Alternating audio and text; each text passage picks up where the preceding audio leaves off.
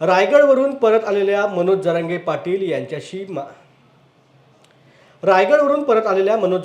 यांच्याशी माध्यमांनी चर्चा केली असताना ते म्हणाले की मी माझ्या घरी जाणार, कुटुंबियांना भेटणार, मग पुन्हा एकदा आरक्षण कायद्याची अंमलबजावणी होईपर्यंत घरी जाणार नाही. सगळे सोयरे कायद्याअंतर्गत पहिलं प्रमाणपत्र मिळू द्या, मग आम्ही दिवाळी आणि विजयी सभा कशी घेतो ते बघा, असं म्हणत सगळे सोयरे अध्यादेशाची तातडीने अंमलबजावणी करा अशी मागणी जरांगे पाटील यांनी केली आहे. पैठणला जातोय.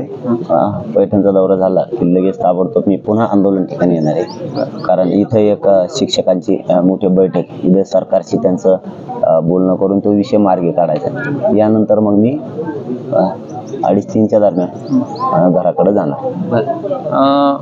आता विषय असा आहे की राज्य सरकारने एक अध्यादेश आपल्या आरक्षणासंदर्भात काढलेला आहे. यानंतरची तुमची लढाई कशी असेल?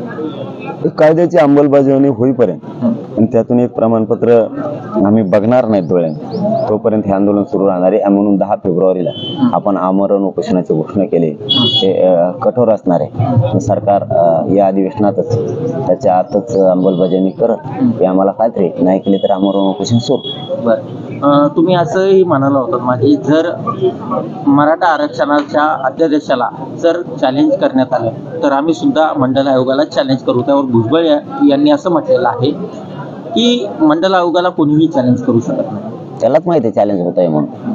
फक्त गोरगरिबांचं वाटोळं करू नको म्हणत, ओबीसीचं आम्हाला नाही करायचं. आमचं वाटोळं करायला जर तो प्रत्येक वेळेस पडद्याच्या मागून दुसरे लोक पुढे घालून आमचं चॅलेंज करायचा प्रयत्न करत राहिला